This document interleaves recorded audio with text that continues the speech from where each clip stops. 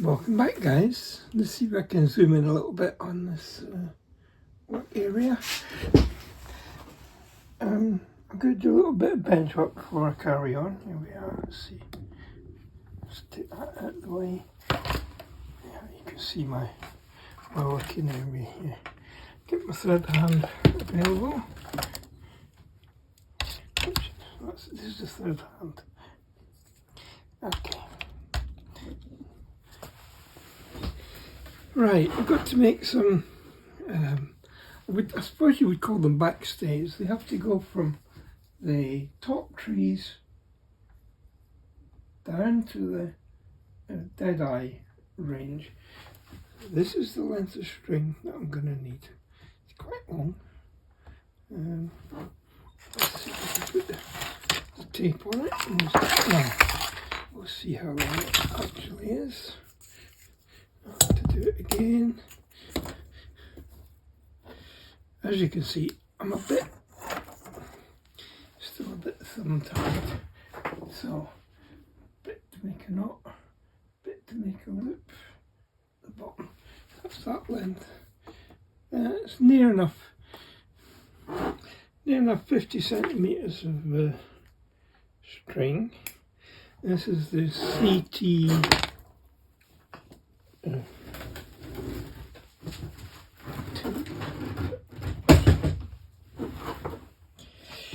I'm doing well at trying to get things up off the floor. There we are.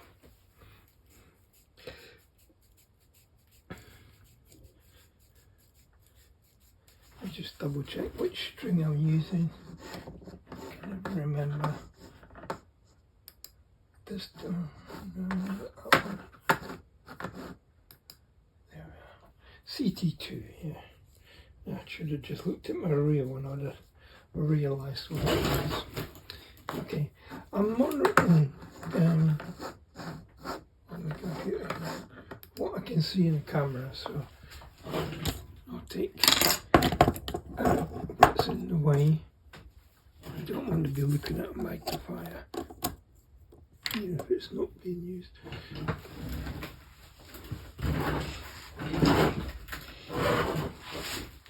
Sorry about all the little background noises, but I'm just trying to get myself organised where I can do some work. Get my chair in a bit closer to the table. Now, I of course work with a magnifier, which I've now got in position.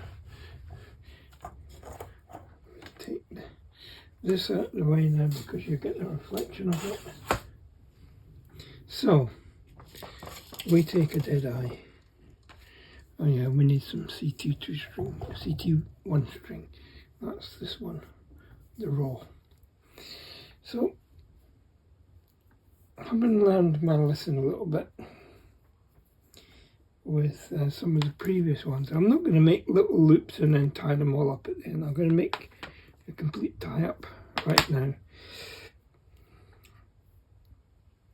So, we start by making a small loop and a knot. I'll do one here and then I'll just carry on and make a whole load. Not a whole load, but enough to do the first mast. Just show you try and show you what I'm doing. I've really got the camera in the wrong place, haven't I? Let me set things up and I'll come back to you. Right then, this should be a bit easier. I should be able to see what I'm doing there. So, a dead eye, a small dead eye. Make a loop and put the dead eye into the loop. Make sure that there's a hole towards the top of the, I call it the top, where the rope closes in on the dead eye. And just pull it tight in there. Nice and tight. Don't try to fiddle about it because it will just slacken off and it'll run away from you. And say, go back and make sure that one of the holes is right next to that junction. You see the rope trying to slacken off. Okay, so I'm tightened up a little bit. And I need a squirt of cyano, and I don't know where I put it. I was using it yesterday. It's disappeared.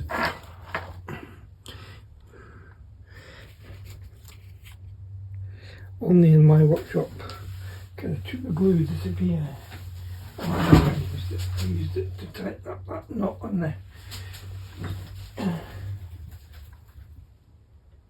yeah, it's worked out quite nice as well. So just a little spot is all you need.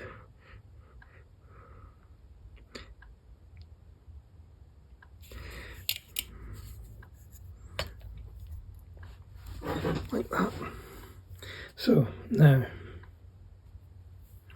use my third hand, just clip it up so I can pull on it.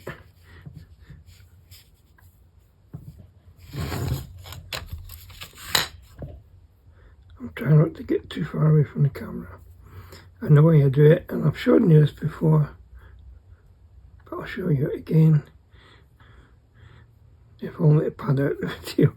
Okay, make a loop and then keep some tension on the rope there. String loves to attach it to self, to other things, which I can never understand. Now this time I'm going to make about 10, at least 10 rotations of this thread. The biggest thing is trying to keep the tension on the thread, which is why I use the third hand. Isn't it amazing how you can throw a thread around and it will immediately move? Now we used to call that Murphy's Law. If it can go wrong, it will go wrong. That's what Murphy's Law is. There's all these kind of different laws for different things. Can't remember them all. Can't remember what all the names of the laws are. It's not exactly part of trade training. It's just part of everyday life.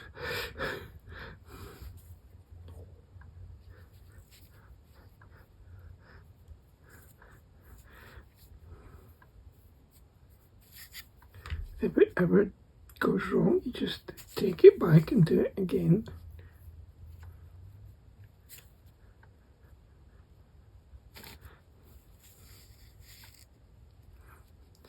But you'll see how it all comes good in a second.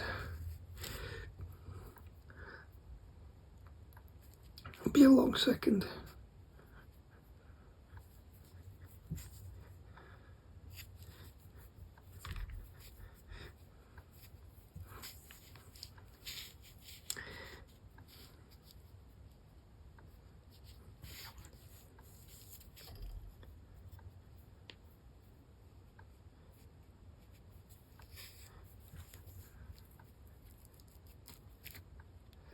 I think one more rotation should do it. Now, when you get to those rotations, you then put the end through that loop that's sticking out, pull it in so it's still pulled in. I mean, still tight. Now, pull down on this one, and you can see it pulls that loop back into the underneath where you just done all those rotations, and your end is secured inside all those loops. So now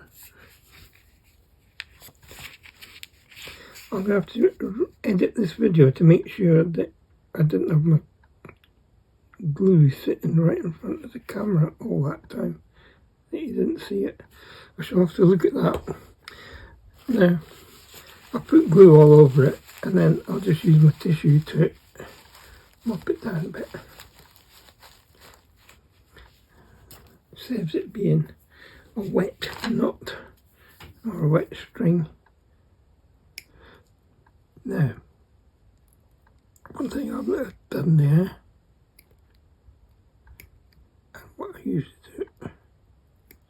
You have to be careful when you're nipping the excess string off that you don't nip what you've already spent all that time setting up.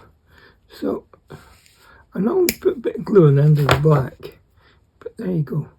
That's one dead eye ready for stringing up. Now I'll make another. Right guys, I've positioned these, I suppose they are backstays, aren't they? It's going to be one each side from this dead eye here and one from that dead eye up to the first cross tree, which is at the top of the topmast. Then one from here and one from here to the second cross tree, which is at the top of the royal. And then one to the very top of the mast.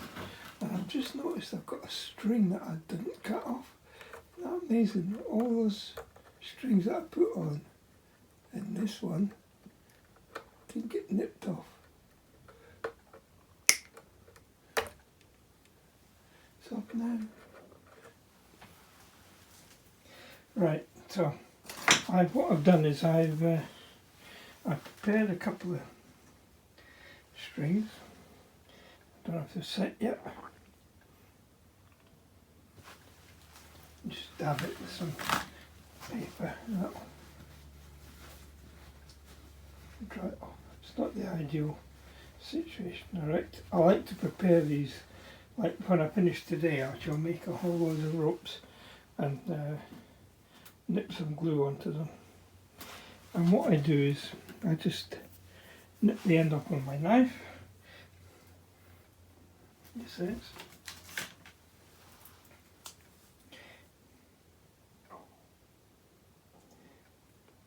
Not seen my knife for 2 or 3 weeks. That's okay. So, the other one's stuck to my finger. Thank you very much. I just want to show you one of these and I'll carry on and do the others. It's exactly the same as the dead eyes that I did, that you can see in the picture here. They all have to be the same distance. Or you try to make them the same distance. Only because it's aesthetically pleasing. I suppose on the ship, you know, they get adjusted depending on the weather conditions, I suppose. I've never really thought about it. Okay, let's see. I don't know if you're going to be able to see what I'm doing, but I've got to be able to see what I'm doing. Which is the important thing.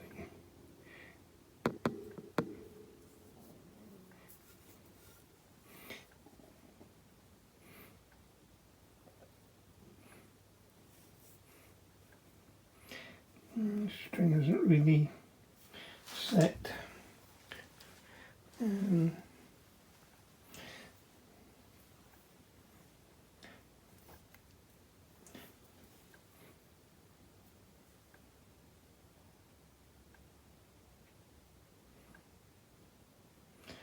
I get a string to go through a hole? Yeah, the string isn't set. Oh, yes, it is. There we go.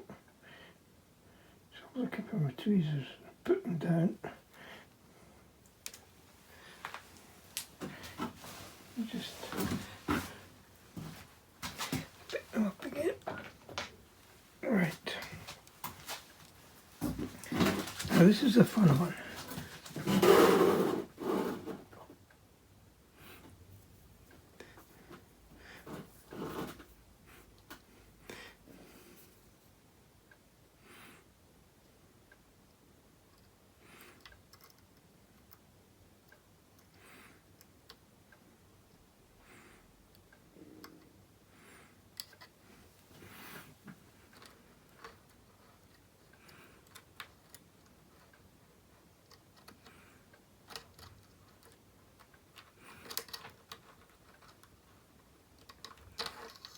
It's really dead eye like that. Now, I've got to make sure I bring it back on the right side of this first thread, because it's going to go through the same, always goes through in the same direction.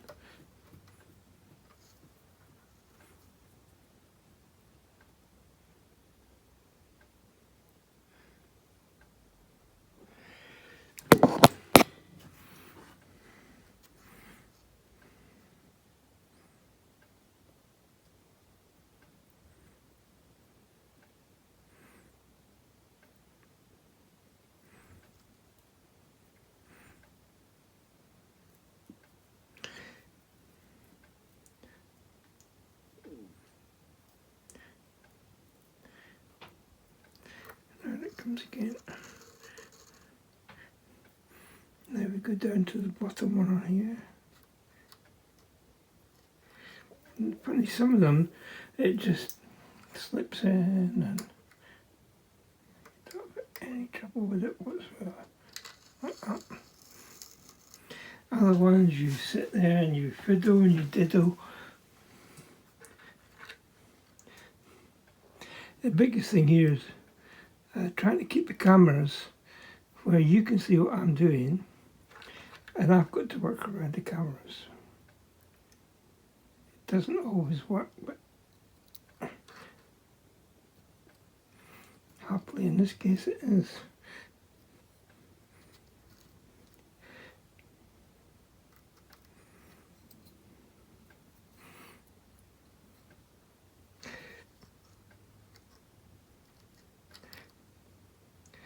I don't know where in the world you're watching from, but this weekend where I live it's Carnival weekend.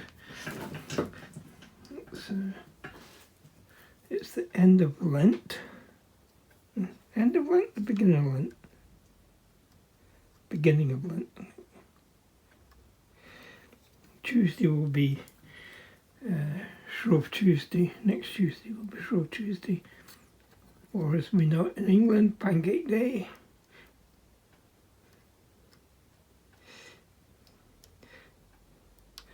But it also means here in Germany that Monday is Rosenmontag. And it's generally a holiday overall here. This is not going in. Let me just... Could be the hole's blocked, but it was blocked. Maybe had some paint or something in it. So just touched it with the tweezers, it unblocked. There we are. So we get to that stage. Now we do some tensioning. And the way I usually do it is we go backwards and forwards on the string, but it's not going. So pull it down to where you want it. Pull the strings down like that. Bring it up. This I always find the strangest part of this is tying a knot around here. And I like the knot to be on the back, please, around there. So we do that, and we take it round again, so we effectively make a clove hitch.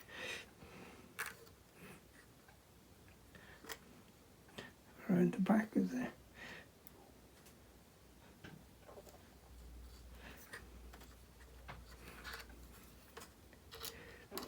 and you see, because we're using the same rope as we used to make the dead-eye rope, it even springs around to the back. Look, a little bit sticky stuff on there. Come on.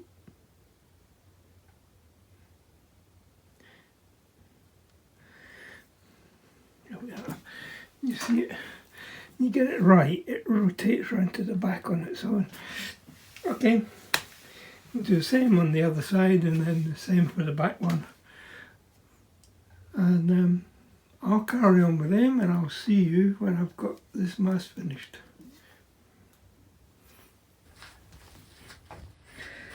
Okay, I want to put in 6 of the lower backstays up. I realise I'm outside the camera. I'm just preparing the first of these strings. Call them strings, that's what they are.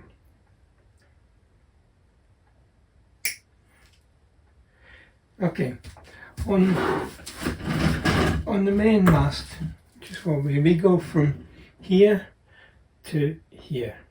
Now I hope you can see on my camera that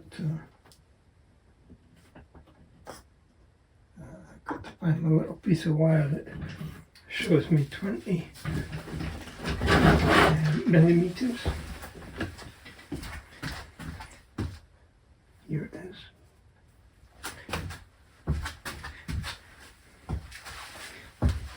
The trouble is I have to use my magnifier so I can see what I'm doing. So I just hope that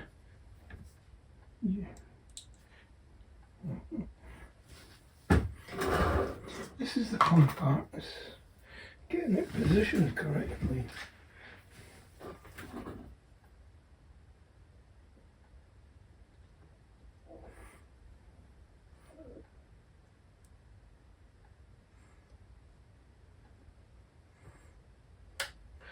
Now, I've noticed with these dead eyes, they are very fragile.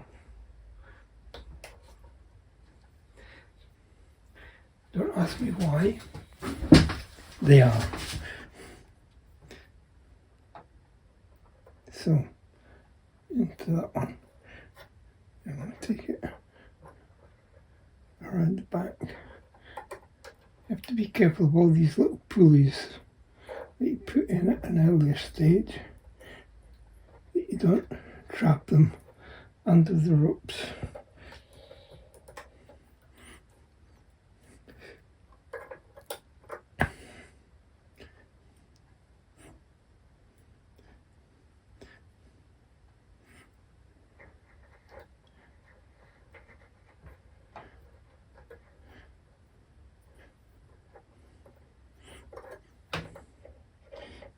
Keep it fairly tight.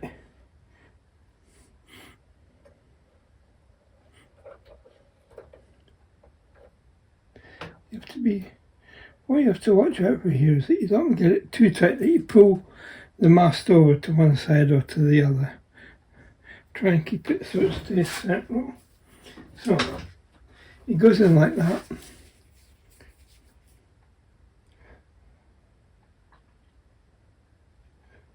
What I plan to do with this is I'll put 1 or 2 in on camera. I'll carry on and do the rest. I may carry on filming and just speed it up, but it's the same thing over and over. So a little bit of glue on there to hold that. Just give it a few seconds to set. Well, while that's doing, I can take these other 5. They're like that. Hopefully you can see all those. And I'm going to trim all the excess bits off so that they're ready to just be popped into place. I made these 6 up yesterday before I finished. And I also made up 6 dead eye strings, shall we say, which was the ropes that's going to go backwards and forwards on here. Quick progress report, guys. Trying to show that that's the main mast standing rigging is installed. The foremast standing rigging is installed. I'm just about to do the mizzen mast. You can see it's quite quite effective, isn't it? Looks good. Okay, the missing mast only has 4, I think, to be put in. And I see one that I've got to repair down here. You see here it's broke. Don't know how it managed to break, but we'll fix it. And I'll come back to you when they're done. Okay guys, hopefully I can show you something in the background. The standing rigging, fixed rigging, whatever terminology you want to use for it, is completed. All 3 masts have their supports all the way up. Have the first tree, the second tree, and the mast top. The next stage is to make some sails which go on the front here. I have to line them, which will be the start of the next video. So, once again, thank you for watching. If you like it, please feel free to like, share and subscribe. This one will be a day later than normal because I wanted to finish this standing rigging before I finish this video. Okay, see you on the next one.